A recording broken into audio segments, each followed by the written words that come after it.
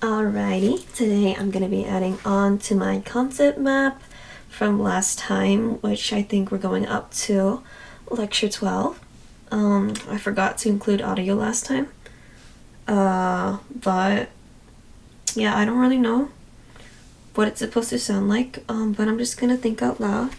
So do let me know if whatever I'm doing is wrong. Alrighty, so starting with lecture 11, we talked about machines and frames and trusses. So let's choose a spot to put that on my concept map.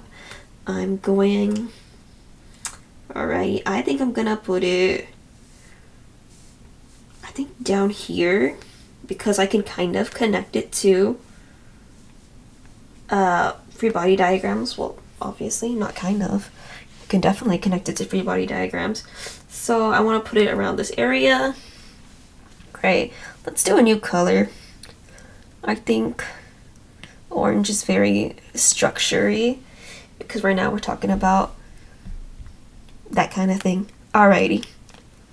So what exactly is a, oops, it's kind of small, truss?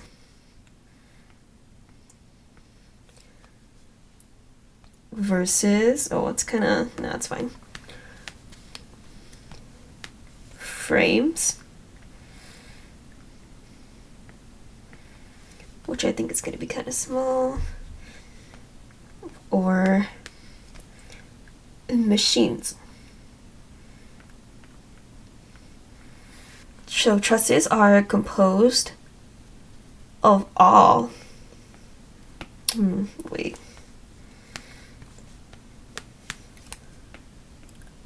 all two force members, and they are stationary. Let's highlight that.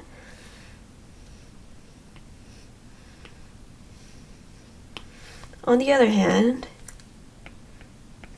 frames can have a mix of two force and other members.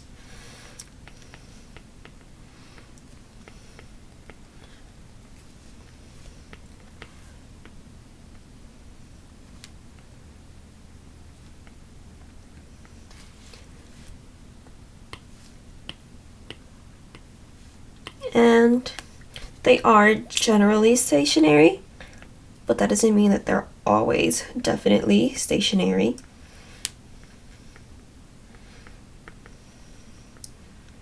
Remember that from the pre-lecture reading, as opposed to machines, which have a mix, just like frames, have, a mix of two force and other members, and will generally move.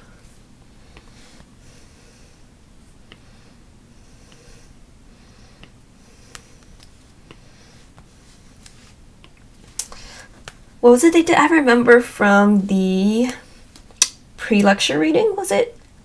That machines, their purpose is to transmit and modify forces.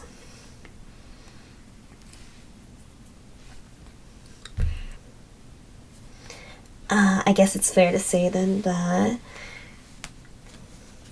here we've got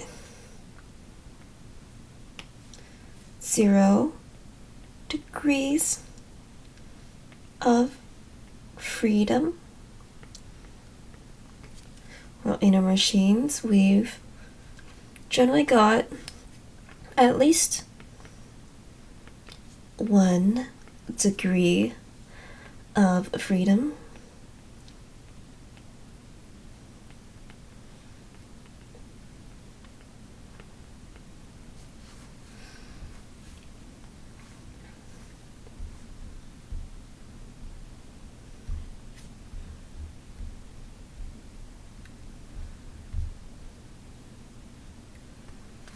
Okay, so we've discussed this idea of having a two-force member in trusses and frames and machines. But so what exactly is a two-force member? Let's find a good spot to put that. I like it. Just down here is fine, probably.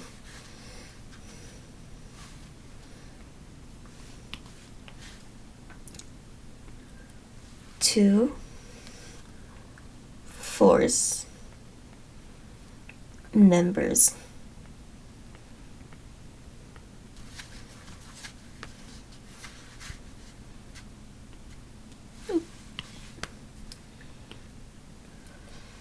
So two force members are not a couple, which I got that confused initially.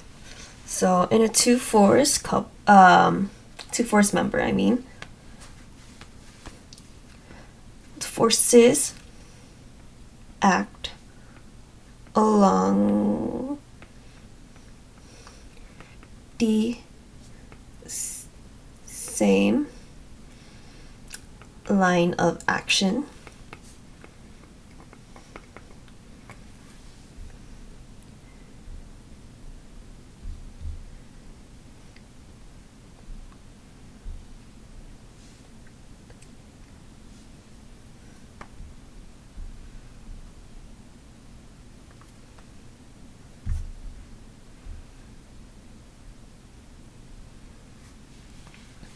These are forces common to two members in contact. And it's important, of course, that they have equal magnitude and opposite direction.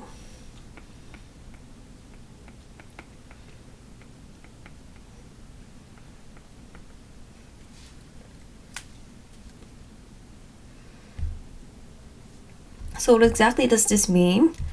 For example, let's take if we have a force A, B, we also have a force negative F, B, A, which is a common two force member that we would find in a truss, for example. Let's maybe draw one out. Got our point A, B, it's the bridge.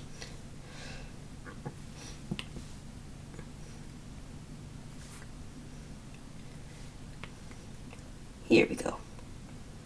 F, A, B at point A, but F, B, A at point B. So what exactly is the best method for solving these kinds of problems with all of these parts?